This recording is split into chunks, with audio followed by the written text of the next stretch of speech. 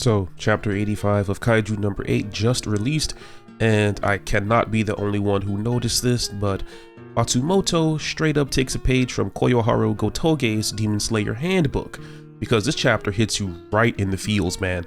Surprisingly, I thought this chapter was going to open up with Kaiju number 15 clinging onto life until she activates her Mega Monster form, but it seems as though Kaiju number 9 created number 15 to specifically be a small humanoid class Kaiju, unlike Kaiju number 10 that has his small regular form plus a giant class transformation. Nevertheless, we are witnessing the aftermath of Kikoru's battle with Kaiju number 15. One of the tendrils left over from number 15's mental attack remains lodged in Kikoru's shoulder, and it just so happens that through this single remaining connection, Kikoru is able to experience number 15's dying thoughts. So yeah, number 15 is getting that Kimetsu no Yaiba treatment hard. As number 15 dies, the pervasive thoughts of her father echoes through Kikoru's mind. We get to see Dark Kikoru's backstory after she was first created by Kaiju number 9. I have to admit, I never expected Matsumoto to hit us with a cute chibi version of Kaiju number 15, but here we are, I guess. As she sits on number 9's lap, number 15 asks him, "Do you love me?" This is interesting and so messed up at the same time. Like, on one hand, it seems as though Kaiju number 9 created these Daikaiju with the capability to feel emotions such as love, but on the other hand, it begs the question as to why he didn't simply make these Daikaiju intelligent but deprive them of all emotion, if efficiency is all that mattered to him. This choice makes it seem as though he needs them to have emotions, which is why it's so freaking corrupt. Anyway, 9's response to her is, "I made you to kill Kikoru Shinomiya. So if you become stronger than her, then I will love you." And it's sad seeing 15 smile like that, because we all know that she's simply being used as a tool to progress number 9's agenda, not to mention we already know how her story ends. Thankfully, we finally have gotten some clarification on how number 9 produced and trained his Daikaijus, and just how much of Isao's memories played a part in their development. As expected, Kaiju number 9 has, in fact, been using Isao's memories to create Daikaiju who can act as direct counters to specific Defense Force officers. This was already hinted to be the case, but now we know absolutely for sure that this was his plan. Kikoru was one such officer, and number 9 went as far as to create other Kikoru-esque Kaiju that had her release force at the time of Isao's death that would act as training dummies for number 15 to eliminate. After Chibi 15 murders her first opponent with her cold, bloody Chibi fingers, she turns and begins to seek number 9's approval once again, asking him if he loved her. Still, the only response she received was cold and another proposition. "I've given you a special psychogenic attack function. If you can master it, then I'll love you." Look, Kaiju number 9 has committed all kinds of heinous crimes by now, but child abuse? Woof. Matsumoto really wants you to hate his guts. Like, he's just cranking the please hate him meter up to 100% now. So after a now matured version of number 15 manages to master the brain jack technique, she begins to ask 9 again if he loves her.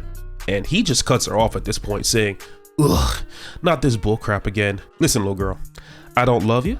I just need you to kill this other little girl and be quietly on your way. That's all you're good for." And wait a minute, whoever said I was your daddy? "I'm not your dad!" is what I'd imagine he'd want to say, but instead he just says the thing that we all expected him to say and reminds her of her mission to kill Kikoru Shinomiya before she can earn his love. At this point, you can tell that even number 15 is beginning to see a pattern forming, and she still decides to just press on in the hopes that her father will finally acknowledge her. So long as she can wipe Kikoru Shinomiya off the board, everything will be fine. Jumping back to the present, Kikoru stands towering over Dark Kikoru's head. Number 15 tells Kikoru that patching into her mind made her realize something. Your dad was so hard on you because he loved you, but my daddy is different. To him, I am nothing more than a pawn. As she begins to revert back into her kaiju form, she envisions Kaiju number 9 standing right beside her, and even in the end, she remarks that, even as I lie here dying, you refuse to look my way. So, before I continue, I want to say that I really like the juxtaposition of Kaiju number 9 and Kikoru's father, Iseo, in the story as a whole. I think Iseo gets a lot of flack from some corners of Kaiju number 8's community. If you take another look at how he is written, his demeanor and treatment of Kikoru, especially in later parts of her life, albeit morally wrong, makes sense. Before Hikari Shinomiya's death, we've seen just what type of family man Iseo was. His behavior towards Kikoru was much different. You could tell that he was stern, but not to the point of outright being cold like he eventually became post Hikari's death. It was really Hikari's death during the battle with Kaiju number 6 that changed him so much.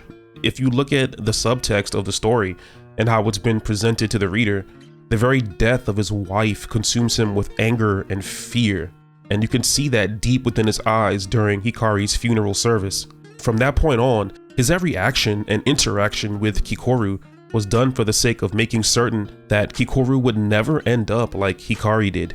Remember, Hikari herself mentioned that if Kikoru ever decided to become a member of the defense force, that she would harden her heart and train her to be strong. Well, Kikoru did in fact decide to join and serve, and Iseo carried on Hikari's will. The unfortunate aspect of this being the extreme fear born from grief that his daughter will die in battle if she does not strive for perfection in all fields. His intense desire for Kikoru to survive and focus only on becoming stronger resulted in him never praising or acknowledging any of her accomplishments as she grew up. And that was their relationship up until he was absorbed by number 9. But even that desire at its core comes from the fact that he really loved Kikoru. And he acknowledges that he pretty much wasn't able to do much of anything for her after being so consumed by fear and anger for so long, which is why he really wanted to take down number 9 before it ever got to Kikoru. But alas, it just wasn't meant to be that way. Now contrast all of that with Kaiju number 9 and you can see that he is the very opposite of Iseo at his core. Iseo was swallowed by his grief and anger. Meanwhile, number 9 is focused only on his ambitions. Iseo's concern for Kikoru was so warped that he seemed cold and callous towards her. Meanwhile, number 9 genuinely is completely apathetic to number 15. Deep down, Iseo's desire for Kikoru to become powerful was solely for her sake and benefit. Meanwhile, number 9's desire for number 15 to become strong is for his sake and to help him ultimately achieve his own goals. Beyond that, number 15 held no value to him. In an effort to not beat the topic like a dead horse, I'm gonna move on. But yeah, those are my thoughts. I don't know, let me know what you guys think. I personally think Iseo gets too much crap. Was he flawed? Yeah, of course he was. But I can definitely sympathize with where the man was coming from in his heart. So yeah, number 15 reverts to normal and she doesn't fade away in cliche fashion like you'd expect. This is because I 100% believe that her remains are going to be used by the Defense Force in some way or another. Oh, you best believe that's what's going to happen. I can smell another Kikoru power boost coming from a mile away at some future arc. Her core is destroyed, so I doubt she can be weaponized into a suit, but it's not like Kikoru needs another numbered suit anyway.